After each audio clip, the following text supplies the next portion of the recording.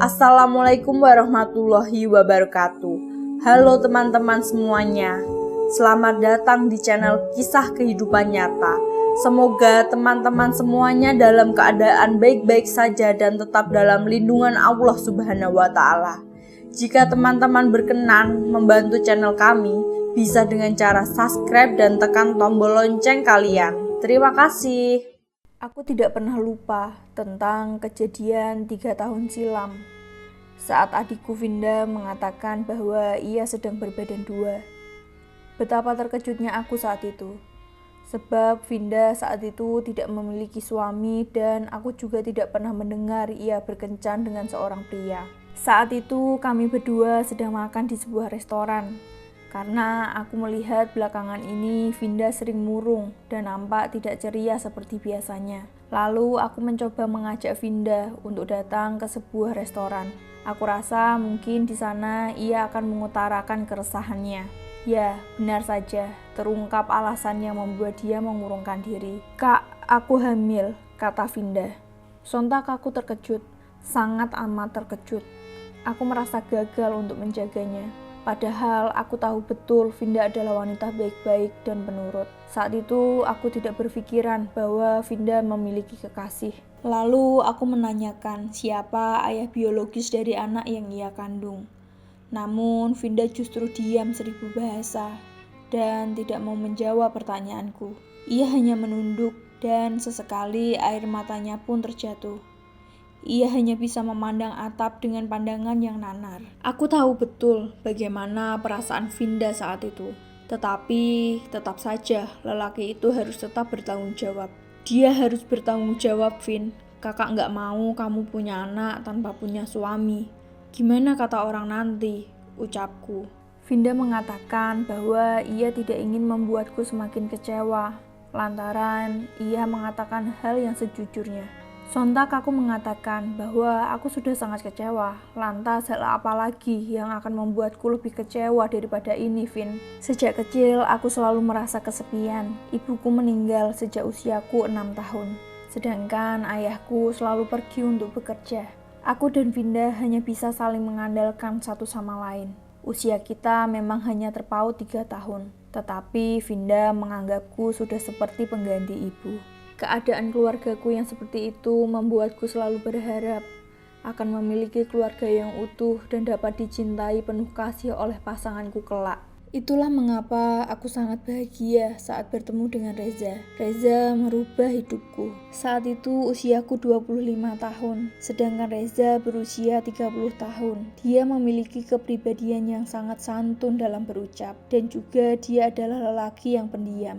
Sejak awal pertemuan kami dan menjalin hubungan, kami memang sudah berkomitmen untuk melangkah ke arah yang lebih serius, yaitu ke jenjang pernikahan. Pandangan Reza terhadap pernikahan sejalan denganku. Dan lebih pentingnya, Reza menerima keadaanku apa adanya. 1 tahun kami berpacaran, Reza belum pernah bertemu dengan Vinda, karena ia menempuh pendidikan di luar negeri.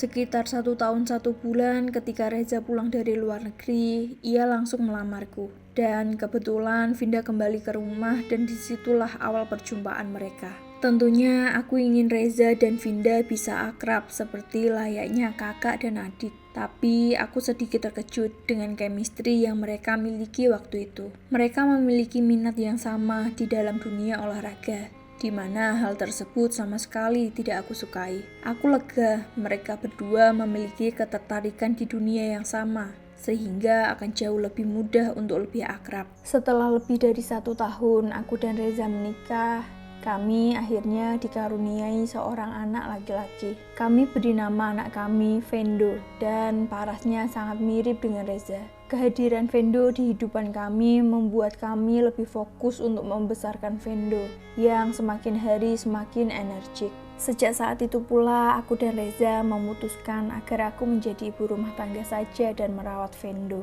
Sementara Reza pergi untuk bekerja dan memenuhi semua kebutuhan kami. Setelah kehadiran Vendo, perhatianku tertuju penuh kepadanya. Sehingga aku tidak pernah menanyakan lagi perubahan bisnis Reza, yang semakin kesini semakin sering melakukan perjalanan bisnis ke luar negeri. Pernah satu waktu Reza pergi dan tidak pulang selama hampir 1 bulan. Aku percaya saja karena Reza selalu menjelaskan semuanya sebelum aku bertanya. Katanya hal ini ia lakukan untuk promosi, agar bisa menunjang kehidupan kami dan tentunya masa depan Vendo. Pada saat itu, Vinda dinyatakan lulus dari universitas dan mulai gencar mencari pekerjaan. Mengingat mencari pekerjaan sangatlah susah. Seiring perjalanan waktu, aku dibuat terkejut dengan keputusan Vinda karena ia memutuskan untuk pindah dari rumah ayah ke apartemennya sendiri. Aku heran, Vinda sangat takut tinggal sendirian. Tapi aku jauh lebih heran lagi karena dari mana ia mendapatkan uang untuk menyewa apartemen. Pekerjaan saja ia belum punya. Keherananku tidak berhenti di situ saja. Aku sering menanyakan kepada Vinda dari mana ia mendapatkan uang untuk menyewa apartemen, karena terbilang biaya sewa apartemen sangatlah mahal. Vinda selalu mengatakan ia ikut membantu mengembangkan bisnis sahabatnya, makanya ia bisa menyewa apartemen dengan biaya yang cukup mahal. Tapi berapa uang yang ia dapatkan dari membantu sahabatnya itu? Karena beberapa kali aku melakukan video call dengan Vinda dan tampaknya tak seperti biasanya. Ia mulai sering menggunakan make up dan bercerita tentang tas-tas mahalnya. Tapi aku tepis pikiran burukku itu. Aku percayakan kepada adikku dan aku ikut merasa bahagia jika hidup dia jauh dari kekurangan. Suatu hari aku berkunjung ke apartemen Vinda. Sesampainya di sana, aku membantu Vinda untuk merapikan cucian bersihnya ke dalam lemari pakaian, untuk membantu mengurangi pekerjaan rumahnya. Dan saat aku membuka lemarinya, membuat aku terkejut. Aku menemukan banyak lingerie nakal tersusun rapi di dalam lemarinya. Aku berasumsi bahwa Vinda sudah memiliki kekasih, tapi aku membiarkannya saja. Toh Vinda sudah dewasa, wajarlah dia melakukan hal tersebut dengan kekasihnya. Suatu ketika saat Vendo berusia 17 bulan, aku tidak sengaja melihat pesan teks yang masuk ke WhatsApp suamiku. Saat itu suamiku sedang mandi. Entah apa yang mendorongku untuk membuka pesan itu. Mungkin saat itu aku sudah merasa bahwa ada yang janggal dari suamiku beberapa waktu ini. Dan betapa terkejutnya aku ketika membaca kata per kata yang ada dalam pesan itu. Begini bunyinya. Sayang, aku ingin tidak menggunakan apa-apa. Pesan tersebut membuatku terpukul dan tanpa sadar menjatuhkan air mataku. Vendo yang melihatku menangis langsung memelukku.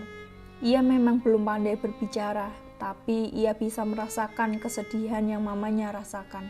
Cepat-cepat aku mengusap air mataku saat ku dengar pintu kamar mandi mulai terbuka kembali. Aku simpan apa yang aku lihat dan secepatnya akan aku cari tahu. Keesokan harinya, aku menyadap HP suamiku. Satu persatu pesan WhatsApp pun aku baca. Dan aku menyadari bahwa suamiku telah berselingkuh di belakangku dengan seorang wanita berinisial V. Jika kulihat histori pesannya, mereka telah berhubungan sejak 1 tahun belakangan ini. Semakin hancur hatiku melihat bahwa wanita tersebut sering mengirimkan bentuk tubuhnya tanpa busana. Kadang-kadang menggunakan lingerie, dan Reza menjawab pesan itu dengan jawaban nakal. Yang jelas itu membuat dadaku terbakar dan lesu. Tidak bisa berbohong, aku ingin menangis. Tega sekali Reza menduakanku. Tetapi saat itu aku memilih untuk diam.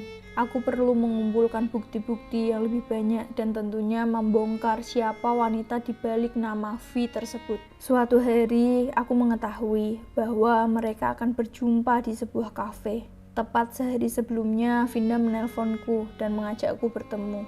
Ya, aku tahu. Belakangan ini Vinda terlihat sangat murung dan lesu. Akhirnya aku mengiyakan ajakan Vinda. Kami pun bertemu di sebuah restoran. Dan di sanalah Vinda mulai bercerita tentang kehamilannya. Sayangnya Vinda bersikeras untuk tidak mengatakan siapa laki-laki yang telah menghamilinya. Aku sempat menawarkan uang untuk membantunya jika memang dia merasa kekurangan.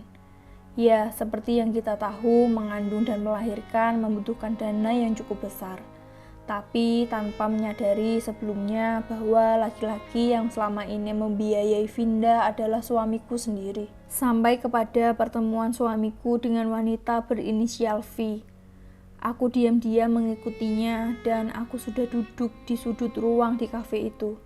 Betapa hancur hatiku saat itu, mengetahui bahwa selingkuhan suamiku adalah Vinda, adik kandungku sendiri. Mereka pun berpelukan di kafe itu. Dan lebih parahnya, Reza terlihat mencium perut Vinda yang semakin membuncit itu. Tak mau lagi semakin menahan rasa sakitku, aku pun menghampiri mereka dengan penuh amarah. Aku berjalan ke arah Reza dan Vinda dengan menggendong putraku. Air mataku bercucuran tidak tertahan lagi. Aku tidak peduli apa yang orang sekitar lihat. Aku hanya ingin segera bicara dengan suami dan adik kandungku. Tentu saja mereka sangat terkejut dengan kehadiranku. Vinda bersujud dan meminta maaf kepadaku. Dia mengatakan, "Maafkan aku, Kak Bella. Aku tidak bermaksud untuk menyakiti kakak. Aku khilaf, Kak." Begitu katanya. Yang dilakukan suamiku pun tak jauh berbeda. Ia mengaku khilaf, tapi aku tidak bodoh. Vinda mengaku kepadaku bahwa selama ia tinggal di rumahku, kerap kali suamiku mendatanginya untuk mengajak berhubungan badan layaknya suami istri. Sampai akhirnya ia menyelesaikan kuliahnya dan memilih tinggal di apartemen agar lebih bebas melayani suamiku.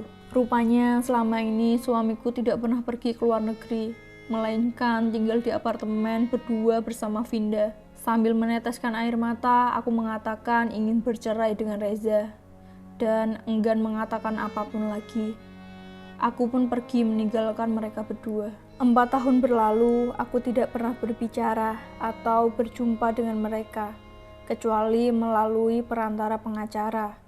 Aku pun tidak pernah melihat mereka meski di acara keluarga ataupun pesta lainnya. Tetapi ayahku mengatakan bahwa kini Reza dan Vinda sudah hidup bersama dan Vinda melahirkan anak laki-laki yang sangat mirip dengan putraku. Pada hari itu aku menyadari satu hal.